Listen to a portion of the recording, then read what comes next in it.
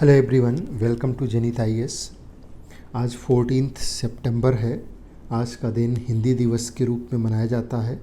आइए आज के दिवस के महत्व को समझते हुए आज के 5 महत्वपूर्ण करंट अफेयर्स की भी चर्चा करेंगे। उसके बाद हम लोग केंद्र राज्य संबंध पर आधारित जो क्वेश्चंस देख रहे थे उस सीरीज को आगे बढ़ाएंगे। तो आज का जो दिवस है ये 14 सितंबर, इसे हिंदी दिवस के रूप में मनाया जाता है। 14 सितंबर 1949 में संविधान सभा ने देवनागरी लिपि में लिखी हुई हिंदी को भारत की राजभाषा घोषित किया था। इसी की याद में हम हर वर्ष 14 सितंबर को हिंदी दिवस के रूप में मनाते हैं। इसका उद्देश्य ये है कि हिंदी भाषा का प्रचार प्रसार और भाषा के प्रति गर्व की भावना को जगाना।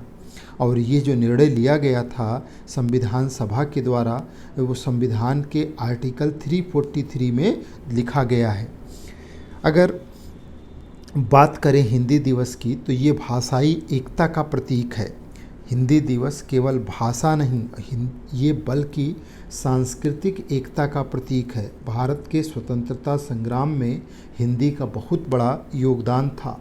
पूरे भारत को जोड़ने में इस भाषा ने अपनी बहुत बड़ी भूमिका निभाई थी। सरकारी और गैर सरकारी संस्थाएं आज के दिन निबंध प्रतियोगिता, कविता, वाद विवाद और तमाम तरीके के वर्कशॉप ये सब आज आयोजित करते हैं। तो ध्यान रखना है 14 जो सितंबर का डे है ये हिंदी दिवस के रूप में मनाया जाता है। आज का जो महत्वपूर्ण करंट अफेयर्स है आइए उसकी चर्चा करते हैं। 13 सितंबर 2025 को Uttar Pradesh fire and emergency services विभाग को FSAI का सर्वोच्च सम्मान क्यों प्रदान किया गया? बाढ़ राहत कार्यों में विशेष योगदान के लिए, महाकुंभ 2025 के दौरान आग की घटनाओं में उत्कृष्ट प्रदर्शन के लिए प्रबंधन के लिए, यूपी में 100 नए फायर स्टेशनों की स्थापना के लिए, या फिर अंतर्राष्ट्रीय सहयोग परियोजनाओं के लिए।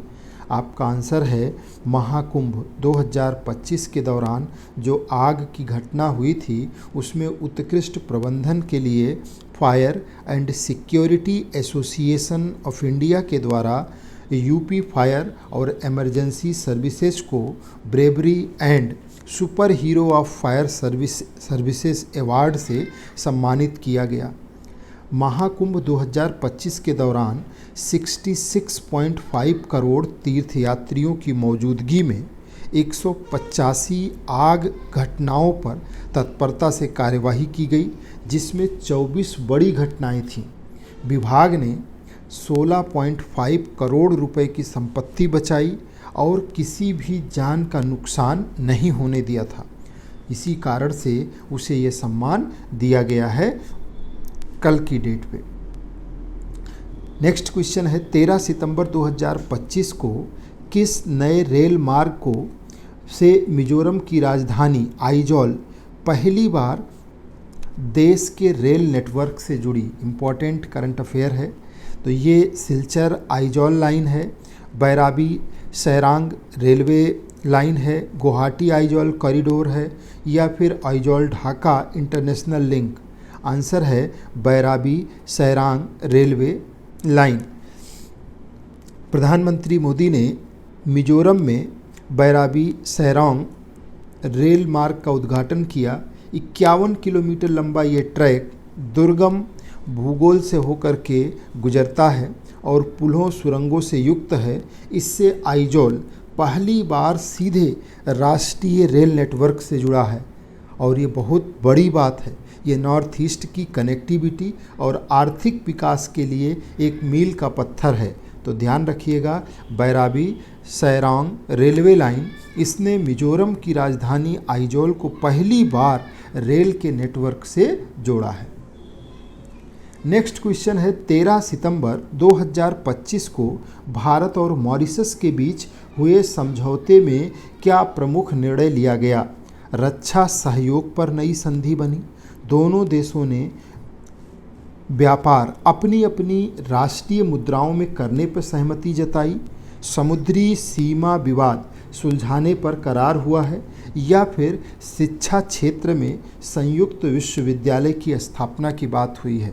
तो आंसर है दोनों देशों ने, अभी मॉरिशस के प्रधानमंत्री भारत आए हुए थे और उसी बीच में ये समझौता हुआ कि दोनों देशों ने व्यापार अपनी अपनी मुद्राओं में करने पर सहमति जताई है। भारत और मॉरिशस ने द्विपक्षीय व्यापार को इंडियन रुपीज और जो मॉरिशस के रुपीज हैं दोनों के बीच में करने पे सहमति जताई। इससे मुद्रा विनिमय लागत कम होगी, व्यापार सरल होगा और उसके साथ ही स्वास्थ्य, समुद्री सुरक्षा, इंफ्रास्ट्रक्चर के लिए करीब 680 करोड़ रुपए का आर्थिक पैकेज भी घोषित किया गया है। ये कूटनीतिक और आर्थिक संबंधों को गहरा करने की दिशा में एक महत्वपूर्ण कदम है, जहां एक तरफ डॉलर पूरी दुनिया में अपना दबदबा बनाए है, अपनी तानाशाही स्थापित करना चाहता है, वहाँ इस तरीके के जो माइक्रो लेवल के एफर्ट्स हैं अपनी मुद्राओं में व्यापार, वो कहीं ना कहीं एक सकारात्मक पहल है जो अन्य देशों को एक नई मजबूती की ओर लेकर के जाएगा। 13 सितंबर 2025 को गुवाहाटी में आयोजित कार्यक्रम किस प्रसिद्ध सांस्कृतिक व्यक्तित्व की जन्मशती यानी कि 100वीं जयंती को समर्पित था? भूपेन हजारिका, बिमल रॉय, सलिल चौधरी, रविशंकर। आंसर है भूपेन हजारिका। ठीक है, ये जो 13 सितंबर 2025 को असम की राजधानी गुवाहाटी में भूपेन हजारिका की 100वीं जयंती समारोह आयोजित की गई। प्रधानमंत्री इस कार्यक्रम में शामिल हुए। इस अवसर पे 100 रुपये की स्मारक मुद्रा जारी की गई और उनकी स्मृति में संग्रहालय बनाने की घोषणा की गई।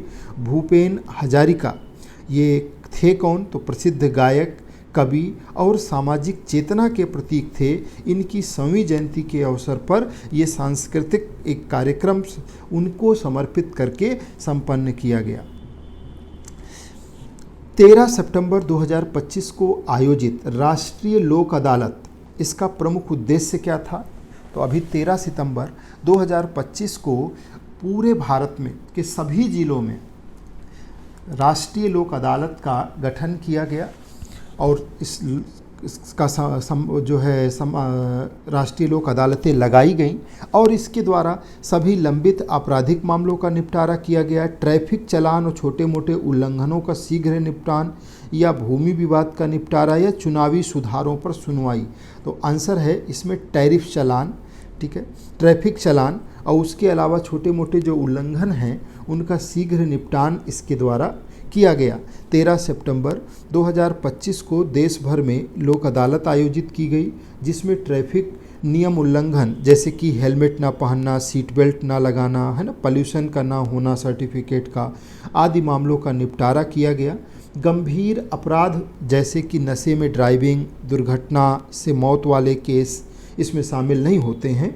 इस पहल का उद्देश्य अदालतों के बोझ को कम करना और नागरिकों को त्वरित न्याय देना होता है। तो ये आज के 5 महत्वपूर्ण करंट अफेयर्स थे। अब आइए हम लोग चर्चा करते हैं केंद्र और राज्य संबंधों से रिलेटेड जो 10 क्वेश्चंस पीछे हम डिस्कस कर चुके हैं उसे आगे बढ़ाते हैं।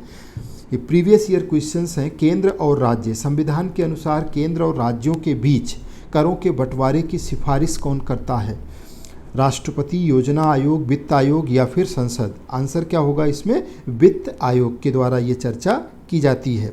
ठीक है, तो आर्टिकल 280 के अंतर्गत गठित वित्त आयोग, जो कि एक संवैधानिक संस्था है, केंद्र और राज्य के बीच करों के बंटवारे की, अनुदानों की सिफारिश करता है। राष्ट्रपति प्रत्येक 5 वर्ष में इसका गठन करते हैं। ये सहकारी संघवाद को वित्तीय दृष्टि से मजबूत करने का एक प्रमुख संवैधानिक तंत्र के रूप में है। नेक्स्ट क्वेश्चन है, समवर्ती सूची का विचार भारतीय संविधान में कहाँ से लिया गया है? अमेरिका से, ब्रिटेन से, ऑस्ट्रेलिया से या फिर कनाडा से? तो ये समवर्ती सूची का विचार भारतीय संविधान में ऑस्ट्रेलिया से लिया गया है। ये वो सूची है जिस पर केंद्र और राज्य दोनों कानून बना सकते हैं। इसमें जैसे शिक्षा को शामिल किया गया है, विवाह है, वन है। अगर कोई विवाद की स्थिति हो तो केंद्र का कानून प्रभावी होगा। भारतीय संविधान में अवशिष्ट शक्तियाँ किसके पास निहित होती हैं? राज्यों के पास है, केंद्र के पास है ना, संसद और राज्यों के पास संयुक्त रूप से न्यायपालिका के पास है।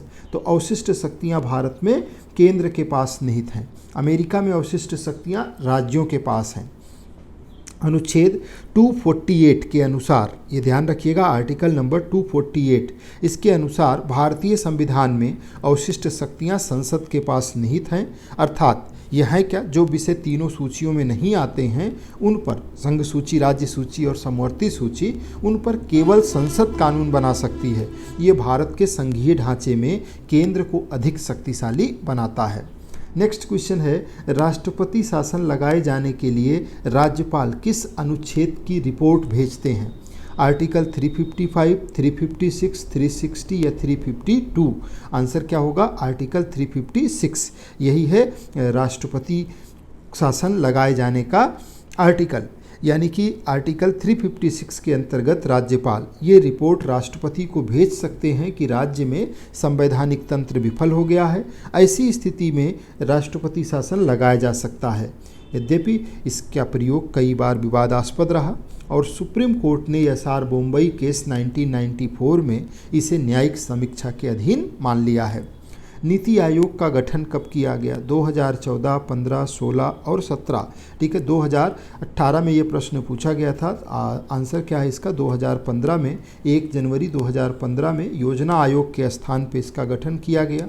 ये न संवैधानिक संस्था है और न सांविधिक संस्था है, ये राज्य के कार्यकारी आदेश के द्वारा बनाई गई एक संस्था है। योजना आयोग भी इसी तरीके की थी। ठीक है, तो ये गैर संवैधानिक और गैर सांविधिक संस्थाओं के दर्जे में आती है। इसका उद्देश्य सरकारी और प्रतिस्पर्धी संघवाद को बढ़ावा देना, राज्यों की विकास योजनाओं में अधिक भागीदारी के रूप में, और उसके साथ ही एक थिंक टैंक के रूप में काम करती है नीति